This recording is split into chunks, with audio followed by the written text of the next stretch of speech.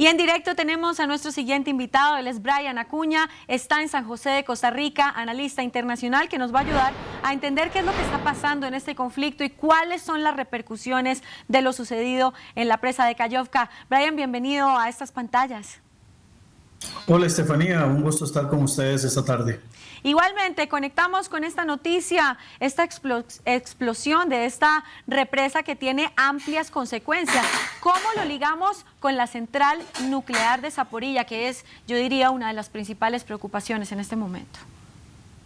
Sí, creo que acá es importante mencionar, antes de hablar directamente de, obviamente, de la parte eléctrica y lo que trata con la central, hay que hablar de que no es la primera vez que se utilizan las represas ucranianas como herramienta de carácter militar, ¿verdad? Esto incluso ha sido mencionado por diferentes medios el día de hoy, recordando cómo una operación de Stalin durante la época de la invasión alemana contra las zonas rusas, en lo que se denominó la Operación Barbarroja, vimos cómo Stalin también golpeó una planta, en este caso una central eléctrica en Zaporilla, la planta central de Dneprstroy, perdón la pronunciación y la forma en la que lo digo, en la cual lograron a través de este golpe inundar también una zona, ¿verdad?, altamente poblada. Incluso se habla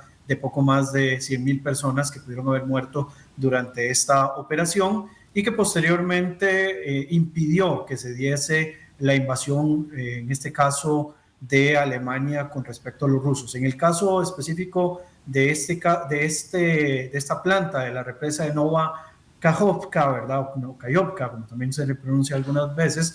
Esto evita de alguna forma de que si Ucrania tenía pensado realizar algún tipo de contraofensiva, que es lo que se ha venido anunciando en los últimos días, esto pueda atrasar o detener de alguna manera las posibilidades de que el gobierno ucraniano pueda contragolpear estas regiones que han sido tomadas desde hace ya bastante tiempo por el gobierno ruso, ¿verdad? Acá quizás también un elemento llamativo, Estefanía y televidentes, es la situación de las narrativas, ¿verdad? Como una vez más las acusaciones se hacen mutuamente y, bueno, como ya lo mencionabas, el grave riesgo que existe, tanto el tema ambiental como humano, en el caso de que se dan inundaciones, y esto puede poner en riesgo a muchas personas. De hecho, ya Rusia hace un tiempo atrás había decidido bajarle un poco el caudal de agua por si llegaba a ocurrir algún evento de esta magnitud. Y por el otro lado, la posibilidad de que esto pueda afectar la central nuclear y que tengamos también una exposición de otro tipo todavía mucho más grave en lo que se refiere a energía nuclear. Acá tú hablas de algo muy importante y es la construcción de las narrativas en medio de la guerra. Claramente cada versión, cada parte va a tener su propia versión y son versiones totalmente contrarias. Por un lado Rusia dice una cosa, por el otro lado Ucrania dice una cosa. Un ítem es la narrativa construida con palabras y otra cosa muy distinta son los hechos puntuales. ¿Qué dicen los hechos puntuales acerca de esta explosión?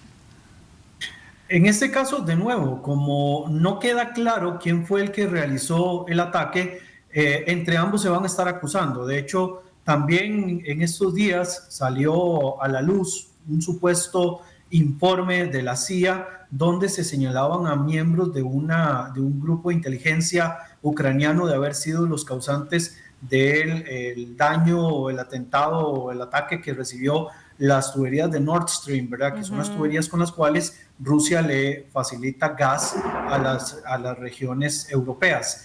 Dentro de esta cuestión, como les digo, una situación de narrativas, en este caso puntual, vemos que Rusia una vez más señala y acusa a Ucrania, al cual ha usado incluso palabras bastante fuertes, como llamarle un gobierno nazi, ¿verdad? Sí. Para poder señalar de que sus acciones sean legitimadas o que sean blanqueadas. En el caso de Ucrania, Ucrania acusa a Rusia porque evidentemente Rusia es la fuerza ocupante de territorios que históricamente pertenecen a Ucrania. O sea, a pesar de lo que Rusia pueda decir y de las defensas que supuestamente Rusia le endosa a los rusos étnicos que viven en Ucrania, Lo cierto del caso es que Rusia ejecutó una invasión de un territorio soberano, que históricamente estas regiones se consideran regiones ucranianas, y todo este desastre que se ha venido posteriormente, incluyendo el desastre del choque en narrativas, se habrían evitado de entrada si a Rusia no se le hubiera ocurrido, digamos, ejecutar esta operación de invasión contra territorio ucraniano. A pesar, digamos, de lo que pueda tener uno ideológicamente pensado, creo que esto es un hecho, como bien lo pides, ¿verdad? Un hecho, un elemento que no se puede contradecir, ¿verdad? Finalmente todo esto ha ocurrido debido a las decisiones que Moscú ha tomado con respecto a Ucrania. Claro que sí. ¿De qué podría servirle a Ucrania decir que ellos no han atacado cuando sí han atacado?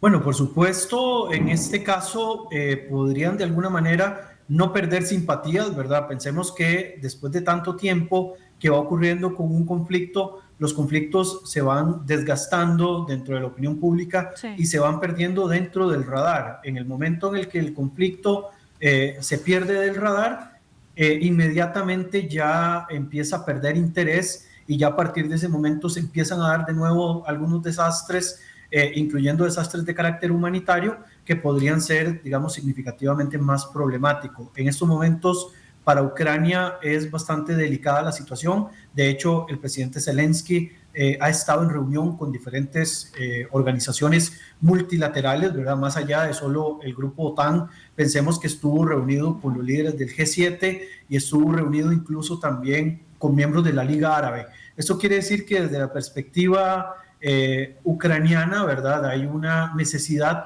de tratar de no perder apoyos. Del lado ruso, exactamente lo mismo, ¿verdad? Tiene el apoyo de los países de las economías emergentes, las BRICS, y además tienen el aporte de otros países que por una situación más de carácter político puedan ser sumados en esta dinámica de carácter económico, como lo son las BRICS. Tal es el caso, por ejemplo, de Venezuela, ¿verdad?, que se ha coqueteado con la posibilidad de que también se convierta, por lo menos desde un punto de vista de narrativas, en otra potencia emergente dentro de todo este grupo, ¿verdad?, de países, sí, que se mencionan de ese modo. Ya que mencionas la OTAN, me surge una duda. Para ingresar a la OTAN, que Ucrania está a un pelito de hacerlo, ¿necesita una victoria en alguna guerra como un prerequisito para el ingreso? No, para nada. En este caso, para ser parte de la OTAN, sencillamente requiere que haya unanimidad entre todos los miembros para poder formar parte, ¿verdad? Hemos visto que acá el problema mayor lo han tenido principalmente con la situación de Suecia y de Finlandia, principalmente con la situación de Turquía, ¿verdad?, quienes han rechazado, en este caso muy enfocado en el tema sueco, la incorporación de Ucrania por la situación del PKK, el Partido de los Trabajadores del Kurdistán, que Turquía acusa a Suecia de estarlos protegiendo, y esto ha impedido un poco esta incorporación. Por otra parte, que Ucrania eventualmente se una a la OTAN podría, digamos, también agravar todavía mucho más el conflicto, que ya está, digamos, en un punto bastante grave, con millones de refugiados y un desastre de país que cada día pues va teniendo situaciones todavía mucho más complejas.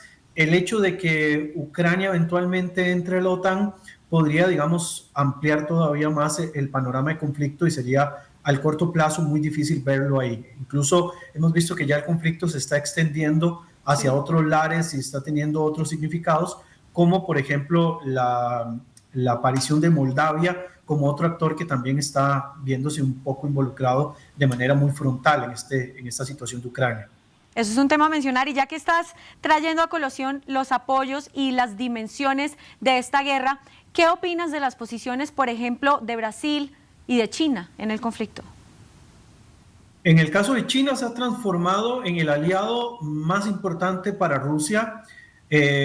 Para China es bastante funcional desde un punto de vista de liderazgo, ¿verdad? China nunca se ha declarado a sí mismo una potencia hegemónica. De hecho, cuando uno lo ve, casi siempre se llaman potencias emergentes, pero China es a toda regla una potencia hegemónica que ha logrado tener, digamos, ese puesto codo con la otra gran potencia en importancia a nivel global, como lo son los Estados Unidos. Toda fuerza que logren acumular con respecto a este tema de la hegemonía para China es bastante funcional. Incluso lo hemos visto hasta en cuestiones económicas, ¿verdad? Incluyendo proyectos relacionados con el yuan y el tema de la soberanía monetaria, que ha sido bastante significativo. Es el aliado por excelencia de Rusia en estos momentos, incluso para temas de gas y de petróleo y otras cuestiones de recursos estratégicos. ¿Cuál es el rol que tiene Brasil? Brasil es un país sumamente importante para América Latina, pero para el mundo también. Brasil no solo es una potencia emergente, sino que además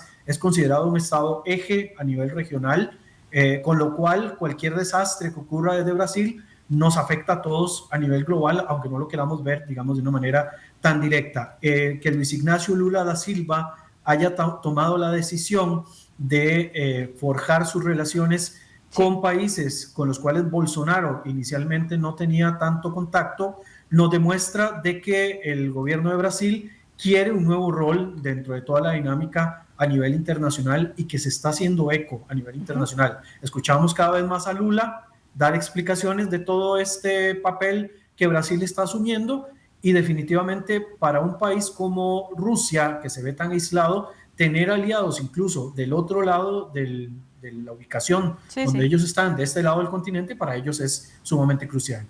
Brian Acuña, un placer escuchar tu análisis acerca de este conflicto que ya lleva 468 días. Te deseo un feliz almuerzo.